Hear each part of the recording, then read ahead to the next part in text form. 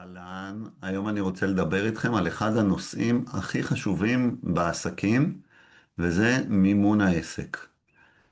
בדרך כלל במימון העסק אנחנו הולכים לבנק או לחברה חוץ-בנקאית כדי לגייס אשראי לפעילות של העסק. בסופו של דבר יש 3 סיבות בלבד למה אני צריך כסף בעסק. הסיבה הראשונה זה השקעה בעסק.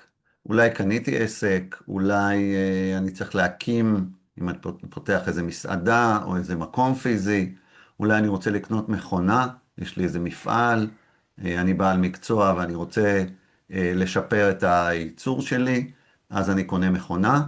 המכונה יכולה לעלות 100, 200, 300 מיליון שקל, אין לי את הכסף, אז אני הולך לבנק או לגוף חוץ-בנקאי, מגייס את הכסף כדי להשקיע במכונה. הסיבה הזאת, מי שלוקח הלוואה להשקעה, זה סיבה לגיטימית, היא בסדר, המטרה שלה היא מטרה טובה, אנחנו רוצים להגדיל את העסק, אנחנו רוצים לשפר את היעילות שלו, רק לפני שעושים את הדבר הזה, אני ממליץ לכם, או מה זה ממליץ, אני דורש מכם לעשות תחזית עסקית, להסתכל ממש קדימה, אם לקחתי את ההלוואה לשנתיים, לשלוש, לארבע או לחמש, איך ההשקעה הזאת, איך גורם הייצור שהוספתי, איך המכונה הזאת, איך העסק הזה, המשופר, הולך להכניס לי יותר כסף בעקבות ההשקעה, לשפר לי את ההכנסות, לשפר לי את התזרים, כי אני צריך עכשיו גם להחזיר הלוואה, וגם להגדיל את הרווח, כדי שיהיה לי תמורה להשקעה הזאת, אוקיי? אז זאת הסיבה הראשונה, השקעה, קנייה של עסק, קנייה של מכונה, סיבה לגיטימית ורצויה. הסיבה השנייה שעסק צריך אשראי, זה מה שאנחנו קוראים בשפה העסקית או הבנקאית, מימון הון חוזר. שם מפוצץ לדבר מאוד פשוט. נניח שאני עובד עם משרד הביטחון, ומשרד הביטחון המנוול משלם משום מה, לא יודע למה, הם יכולים, בשוטף פלוס 90. מה זה אומר? זה אומר שאני רק אחרי סוף החודש, רק אחרי שהוצאתי חשבונית, הכסף יגיע אליי ממשרד הביטחון רק בעוד 90 יום, זאת אומרת בעוד 3.5 חודשים בממוצע, אוקיי? אני רק אראה את הכסף. בינתיים, אני צריך לשלם משכורות לעובדים, אני צריך לקנות חומרי גלם, אני צריך לשלם לספקים בדרך, אוקיי? זאת אומרת, אני צריך כסף כדי לייצר את הסחורה או את השירות שאני מספק למשרד הביטחון, ואני אראה את הכסף רק בעוד 3 חודשים. הפער הזה בין הזמן שבו אני משלם לעובדים שלי, לספקים, לקבלני המשנה, ועד שאני אראה את הכסף, זה ההון החוזר שאני צריך כדי, עד שהכסף למעשה חוזר אליי, ואני יכול להשתמש בו. הפער הזה נקרא מימון הון חוזר, גם הוא לגיטימי, ולגיטימי שאני, אם אין לי את הכסף להביא מהבית, אני אלך לבקש אותו מהבנק. בדרך כלל, מימון הון חוזר, אני אעשה או בהלוואות לטווח מאוד קצר, או במסגרות אשראי. למה? כי זה לא אשראי לטווח ארוך, זה לא מכונה שצריכה להחזיר לי תשואה במשך 3, 4 או 5 שנים, אלא זה אשראי שאני אמור לקבל אותו ממשרד הביטחון או מהלקוחות שלי שהם משלמים בשוטף פלוס. אני אמור לקבל את זה תוך 30, 60, 90, לפעמים 120 יום, אוקיי? ולכן אני ארצה לקחת מימון קצר, כי כשאני מקבל את הכסף אני ארצה לסגור את המימון הזה. אני אזכיר רגע למימון הראשון של ההשקעה, שם דווקא הפוך. שם אני אמליץ לכם לקחת את ההלוואה או לקחת את האשראי לטווח ארוך.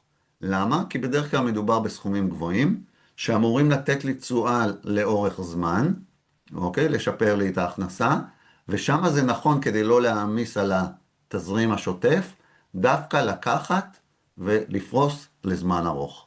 אז יש לנו שתי סיבות ששתיהן לגיטימיות, אוקיי? יש לנו השקעה בעסק ויש לנו מימון הון חוזר.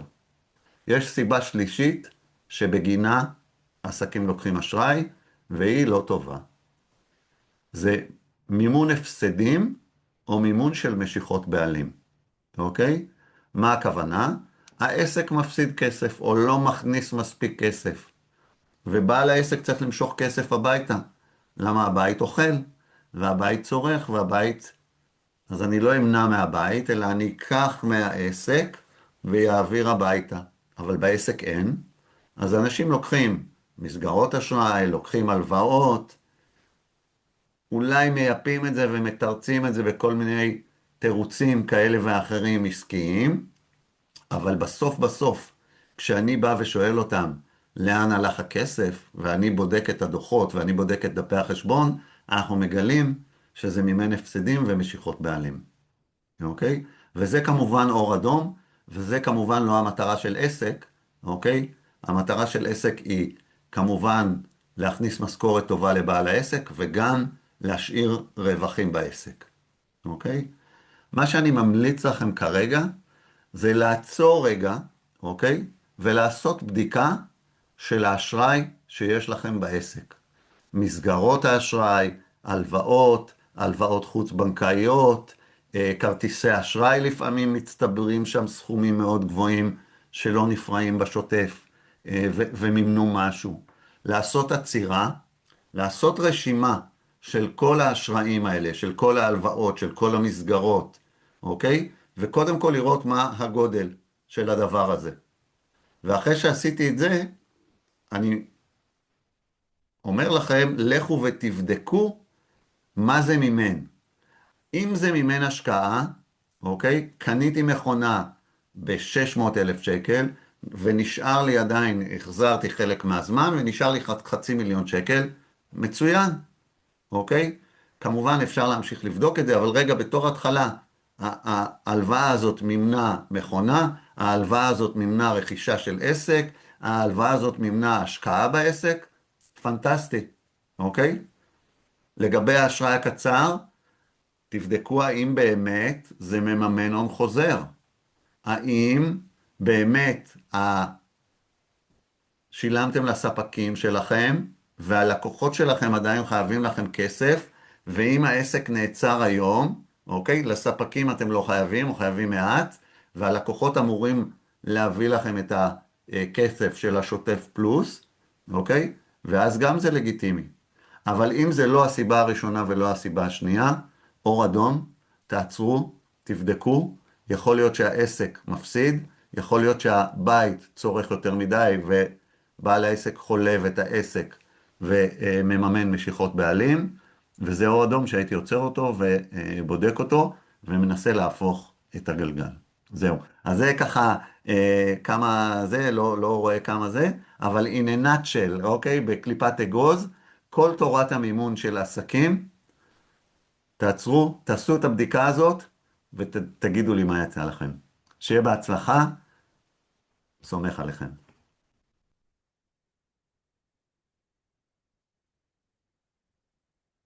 איפה עוצרים את זה? אני לא יודע איפה עוצרים את זה, אבל אוקיי, נעשה ליב.